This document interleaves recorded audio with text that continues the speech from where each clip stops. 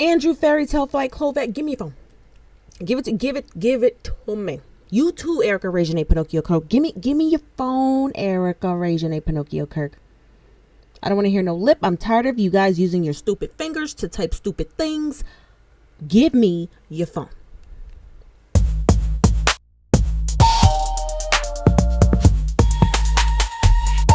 What's up, everybody, and welcome to another episode of In Cahoots Podcast. My name is Nikki. Before we get into this video, please make sure that you hit the subscribe button, the like button, share with all your friends, other creators too. Be sure to turn on your post notifications so that you know every time there's a new video. Don't forget to comment, let me know what you think about the video. And most importantly, two more things. Hit the hype button and join to become a member. Helps the channel out tremendously. Now that that's over, all that I keep hearing is that all of these people have handlers. Let me tell you something. Whoever you handlers are, you suck. Because if you were a good handler, you would take their phones. Andrew Fairy Tale Flight Clovette just does not get enough. I'm not sure what narrative he thinks that everybody is going to buy. But I tell you what, he continues to push it. Let me show you. All right, now look at this nonsense, okay? Andrew Fairy Tale Flight Clovette says, revealed. And I have to do that because he put it in all caps. Handwritten letter from Tyler Robinson to lover Lance Luna Twiggs confesses to taking out Charlie Kirk. Court docs. So Mr. I don't know my flight number himself posts this article. The article reads, Luna, if you are reading this per my text, then I am so sorry. I left the house this morning on a mission. I am likely dead or facing a lengthy prison sentence. I had the opportunity to take out Charlie and I took it. Robinson stated in the letter per the warrant. I don't know if I will have succeeded, but I had hoped to make it home to you. I wish we could have lived in a world where this did not feel necessary. I wish I could have stayed for you and lived our lives together. I lack the words to express how much I love you and how very much you mean to me. Please try and find joy in this life. I love you. Always. Tyler. I will say what was found in terms of information, a text message exchange where the suspect specifically stated that he had the opportunity to take out Charlie Kirk and he was going to do that. And when he was asked why, he said some hatred cannot be negotiated with. Yeah, Hold up, Cash App. You just lied. You just told a lie. You lied. Hold on, Cash App. Cash, what are you talking? Cash, are you getting yourself confused? He did not say that he had the opportunity and he took it in the text messages. What are you talking about? That was never in the text messages. He did say that, he had too much hatred and hatred cannot be negotiated, but that is not what he said in those text messages. Tell me you feeble-minded already, Cash. It's right here. In the text messages, the roommate says, why? Robinson says, why did I do it? Roommate says, yeah, Robinson, I had enough of his hatred. Some hate can be negotiated out. He didn't say that. Now, in the letter is where I believe he said that. And really, Cash, you cannot get this mixed up. This is important. We need to know what was in what time, what was typed out, sent, delivered, came back, never sent because it was fake. We need to know details. Don't get things mixed up.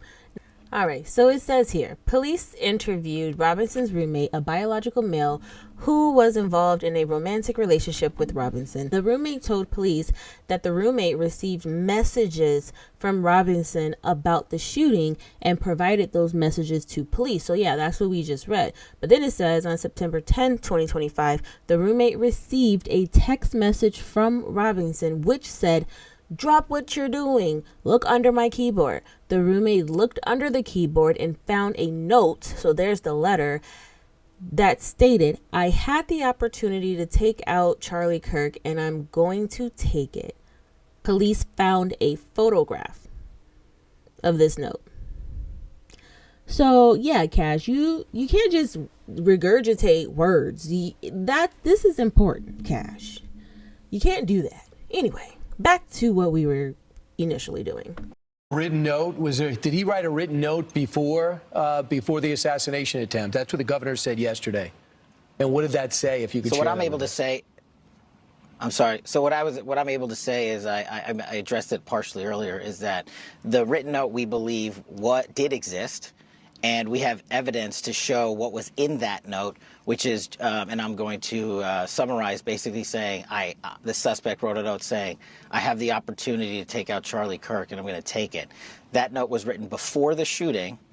Evidence of its existence, we now have learned, existed before the shooting, was in the location in the suspect and partner's home. But we have since learned that the note, even though it has been destroyed, we have found forensic evidence of the note, and we have confirmed what that note says because of our aggressive interview posture at the FBI. So the note exists, the note doesn't exist, the note's destroyed, we got a picture of it. Right after Tyler did what he did, he texts Twiggs, hey, look under my keyboard. Read that note. So from then until you guys got involved, Cash, who destroyed the note? What happened to the note? Who did that? Who destroyed evidence? Was it Twiggs? How come he's not in custody? Anywho, you guys know I had to reply to Mr. Andrew Fairytale Flight Covet. And I told him, I said, wow, Andrew Fairytale Flight Covet, this reminds me of your itinerary that you called factual with your own wife's name spelled incorrectly. I'll wait for my Uncle Baron to confirm this. You and Erica Regine Pinocchio Kirk are just full of big reveals. Like I said, give me your phone. Give it to me. Give it to me. It's just like they won't stop. It's just lies after lies, false narrative after false narrative. This happened, that happened. Did you not know that Barron kind of just cracked this case like an egg? Did you not notice that it kind of went viral? Did you not hear my Uncle B say, this is why Erica Kirk is filing things in court saying she wants a right to a speedy trial as the victim's wife. This is why they're pushing back. This is why they keep hitting us with this overwhelming mountain of evidence. You don't understand how much evidence. I do. It's all fake. and he said what he said. It's fake. I'm getting so sick of this. This is ridiculous. This is ridiculous. And now everything, discord this, discord that one. He was there. He wasn't there. He could have been there. Can somebody please tell the truth already? Now, grandfather Lionel, he made a comment to me that was kind of scary. Lionel blatantly said, they're going to kill Tyler Robinson. They have to. I'm sorry to break it to you like that. I don't know how to ease into it. But they're going to have to. There's no way this can be allowed to go to trial. There's no way that the deep state or the police state or the intel state or the shadow government or the ruling class or whoever it is, there's no way that anybody can let this go. Because with the investigation, with the criminal defense comes depositions and who was where and how did you know this and who told you about this and who was involved in this as well. And how many people were there? And imagine if during the course of this, assuming, and I know no reason why not to assume this, that Tyler's defense counsel is and are competent, they're going to ask everybody for information. They're going to take the statements, either in official deposition form or discovery form, one way or the other. Erica, all of the TPUSA staff, and to find out what the FBI did, what did Kash Patel did. Why was the FBI there? Why were you pulling almost like a Parkland hospital? What's going on? Do you see the problem with this? When you start asking questions, and if this thing is televised, and that seems to be where it's headed, federal courts aren't testifying, but state courts are. No, listen, I'm not trying to be this, say something dramatic. They can't let this go to trial. Do you have any idea of what happens if he were to take the stand? The father takes the stand, anybody takes the stand to testify that he never confessed. He never confessed. Do you know, assuming that they mention, because I predict now, if there is a God and if there is any rational connection involved in this case, you will not see anything remotely involving a reference to, a mention of confessions and the rifle and the gun. Do you hear what I'm saying? It appears that there may be no confession at all. It appears that there may be either a motion to suppress the admission, whatever the admission is, or a motion in limine not to bring it up, because it may very well be that he never admitted to anything.